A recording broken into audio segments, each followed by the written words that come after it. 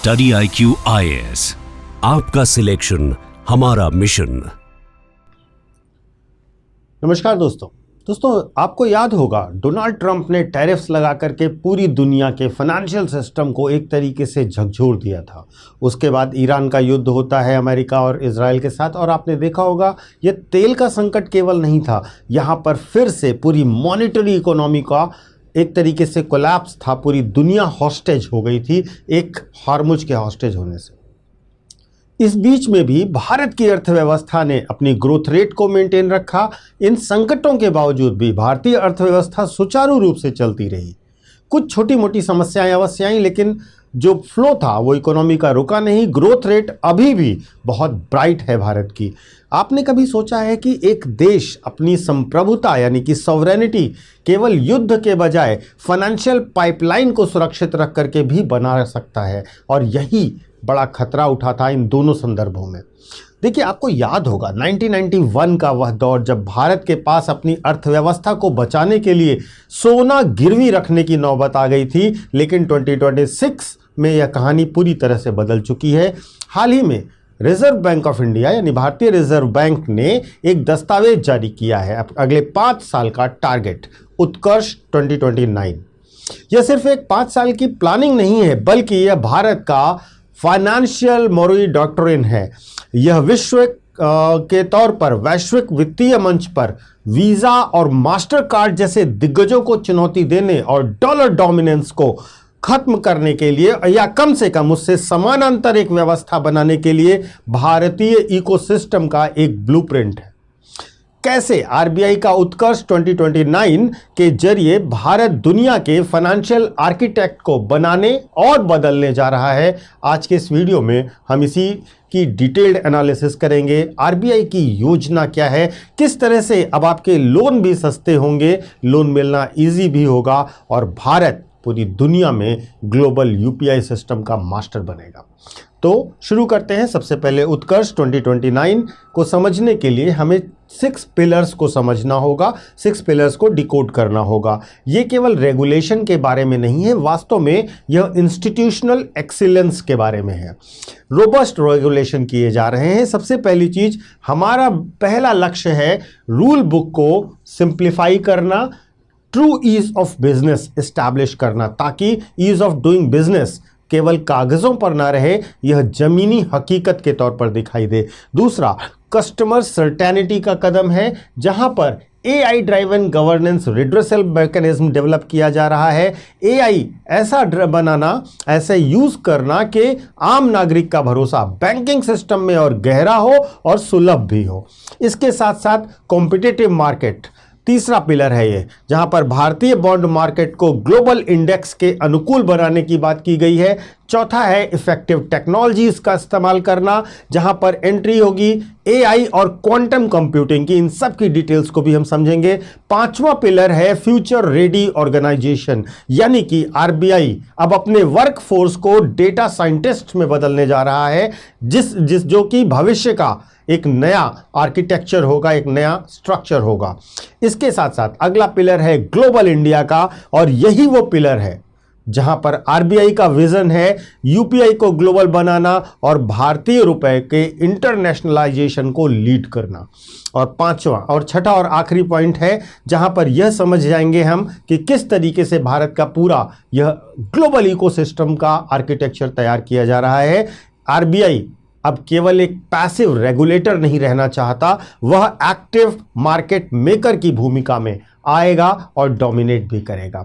UPI सबसे पहला और सबसे बड़ा जो हमारे जीवन से जुड़ा हुआ मुद्दा भी है। यूपीआई एक केवल पेमेंट का तरीका नहीं है, यह भारत का डिजिटल एक्सपोर्ट है।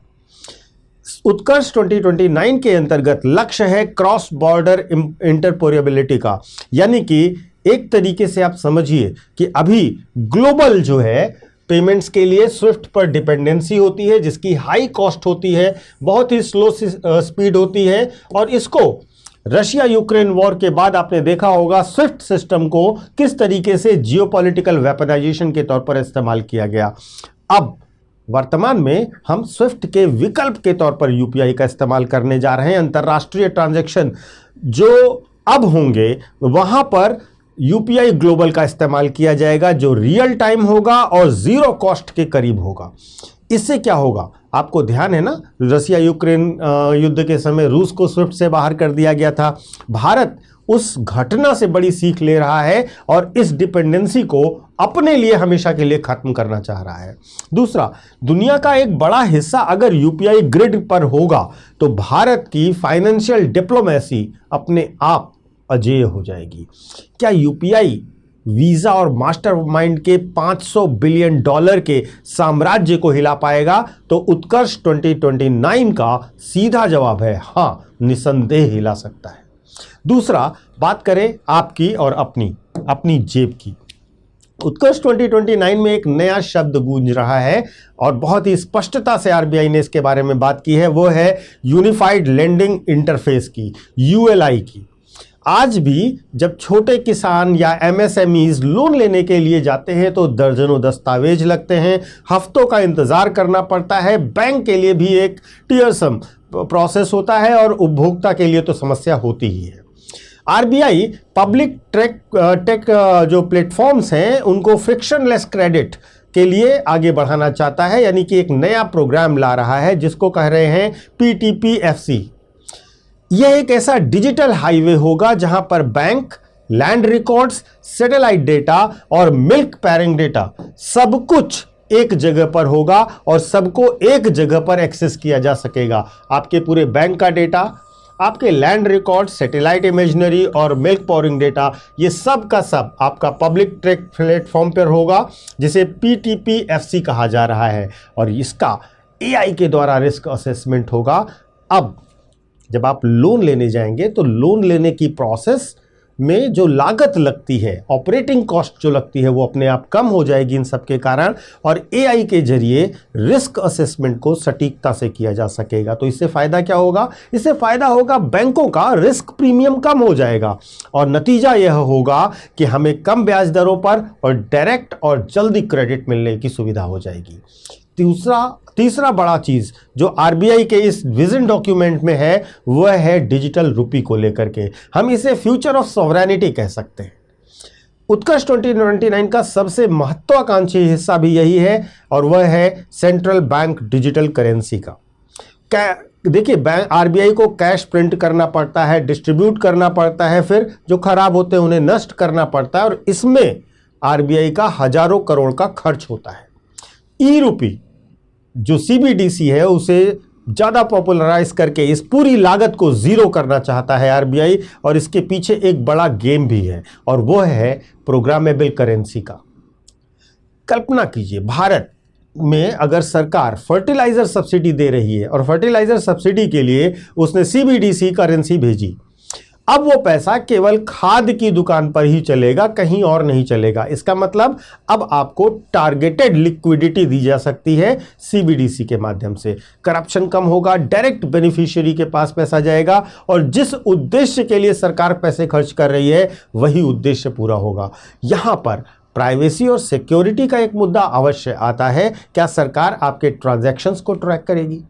तो आरबीआई का यह कहना है कि वो एनोनिमिटी बनाए रखने के लिए काम कर रहे हैं और जल्द ही इसको लेकर एक नया प्रोग्राम भी लेकर आएंगे। लेकिन एक महत्वपूर्ण बात यह है और गंभीर प्रश्न भी है कि क्या डिजिटल युग में पूर्ण गोपनीयता की कोई संभावना है क्या?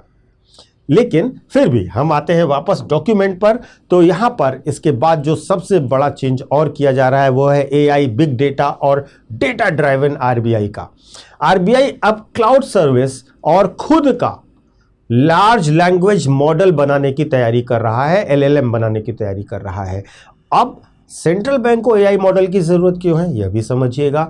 जैसे कि 2008 में गंभीर बैंकिंग वित्तीय संकट आया था, यस बैंक जैसा फ्रॉड होने से पहले अगर एआई डेटा पैटर्न को पकड़ ले और इन्फॉर्म कर दे तो कितना सुरक्षा बढ़ जाएगी। यहां पर जैसे आरबीआई महंगाई के डेटा की एनालिसिस करता है तो सरकारी आंकड़ों से नहीं बल्कि real time e commerce data और डिजिटल ट्रांजैक्शन से एनालाइज करके महंगाई की स्थिति और भविष्य के प्रेडिक्शंस किए जा सकते हैं और उसके अकॉर्डिंग आरबीआई नई पॉलिसीज ला सकता है। इसलिए बिग डेटा ड्राइवन आरबीआई बहुत ज़रूरी है और आरबीआई का ये एक ऐतिहासिक कदम होने जा रहा है। आरबीआई अब एक टेक जायंट की तरह काम करेगा जिसके पास भारत के हर नागरिक का फाइनेंशियल डीएनए होगा और इस तरीके से पूरी अर्थव्यवस्था को रन किया जाएगा। सुनने में और देखने में और ये डॉक्यूमेंट पढ़ने के बाद बहुत ही गौरवान्वित आप महसूस कर सकते हैं, लेकिन एक छोटा सा मुद्दा इसमें यह है कि क्या यह सब इतना आसान है। उत्कर्ष 2029 के सामने हम चुनौतियों की अगर बात करें तो 3 बड़ी चुनौतियां दिखाई देती हैं। पहला, साइबर सिक्योरिटी। अगर पूरा देश डिजिटल है तो एक सिंगल पॉइंट ऑफ फेल्योर पूरी इकोनॉमी को क्रैश करने की पावर रखता है। यहाँ पर साइबर सिक्योरिटी एक बड़ा और गंभीर मुद्दा बनेगी। दूसरा, भारत डिजिटल डिवाइड का शिकार है। क्या भारत का वो तबका जो अभी भी स्मार्टफोन इंटरनेट से दूर है वह इस रेस में पीछे तो नहीं छूट जाएगा? उसको कैसे इंक्लूड करेंगे, इसका भी इस योजना में मेंशन होना चाहिए। और तीसरा, मॉनेटरी पॉलिसी ट्रांसमिशन की अगर हम बात करें तो जो लोग लोन जब डिजिटल ऐप से लेने लग जाएंगे तो आरबीआई के रेपो रेट का प्रभाव क्या अभी जैसे है वैसे ही फ्यूचर में रह जाएगा या नहीं, यह भी एक गंभीर मुद्दा होगा जो भविष्य में देखना होगा। देखिए, अगर हम इन ऑल बात करें तो उत्कर्ष 2029 महज एक पॉलिसी डॉक्यूमेंट नहीं है, यह विकसित भारत के वित्तीय आधार स्तंभ के तौर पर आप इसे देख सकते हैं। यह भारत को रूल टेकर से रूल मेकर बनाने की भूमिका निभा सकता है। अगर हमारा यूपीआई ग्लोबल हो गया, हमें स्विफ्ट पर डिपेंडेंसी नहीं रही, हम डॉलर डोमिनेंस को चैलेंज कर सके, अपनी करेंसी को इंटरनेशनलाइज कर सके, अपने देश में क्रेडिट इजी कर सके, तो 2029 में हम जब पीछे मुड़कर देखेंगे तो शायद हमें एहसास होगा कि इसी डॉक्यूमेंट ने डॉलर की बेड़ियों को ढीला किया था और भारत के कॉमन मैन को ग्लोबल फाइनेंशियल सिस्टम का केंद्र में लाकर खड़ा कर दिया था। सवाल अब यह नहीं है कि क्या अब हम तैयार हैं या नहीं, सवाल यह है कि क्या दुनिया इस नए फाइनेंशियल इंडिया के लिए तैयार है या नहीं है। और आप भी कमेंट करके और अपने अनुभव के आधार पर, अपने तर्कों के आधार पर अवश्य बताइएगा कि क्या आप मानते हैं कि भारत फाइनेंशियली जितना मजबूती से प्रदर्शन कर रहा है, निश्चित तौर पर विजन 2029 जो ये आरबीआई डॉक्यूमेंट लेकर आया है, इस डॉक्यूमेंट से हम निश्चित तौर पर विकसित भारत बन पाएंगे। अपने विचार कमेंट करके अवश्य बताइएगा। मैं आपको अपने सोशल मीडिया हैंडल्स बता देता हूँ। यूपीएससी मेंटोर पंकज सर के नाम से आप मुझे कनेक्ट कर सकते हो इंस्टा और टेलीग्राम पर। यहाँ पर आपको मेरे सारे वीडियोस के लिंक मिल जाएंगे और आप अपडेटेड रहेंगे। इसके साथ साथ एक छोटा सा अनाउंसमेंट उन बच्चों के लिए जो यूपीएससी की तैयारी करना चाहते हैं, स्टडी IQ के प्लेटफॉर्म से जुड़ना चाहते हैं। आपके लिए एक बहुत बड़ी खुशखबरी है। आप 2027, 28 या 29 किसी वर्ष के लिए यूपीएससी की तैयारी करना चाहते हो, इस समय अगर आप हमारे यहाँ एनरोल होते हैं, कोर्स कर लेते हैं, तो इस समय हमारे यहाँ अचीवर्स कार्निवल सेल चल रही है जहाँ पर आपको ऑफर किया जा रहा है लोएस्ट प्राइस, यानी कि सबसे कम दामों में आपको पूरा कोर्स दिया जाएगा और ये सारी सुविधा आपको इस समय बहुत थोड़े समय के लिए दी जा रही है। महत्वपूर्ण रूप से कोर्स को खरीदने से पहले आप डिस्क्रिप्शन बॉक्स में दिए गए लिंक पर जाकर या फिर हमारे ऐप और वेबसाइट पर जाकर हमारे कोर्स की डिटेल्स को अवश्य देखिए।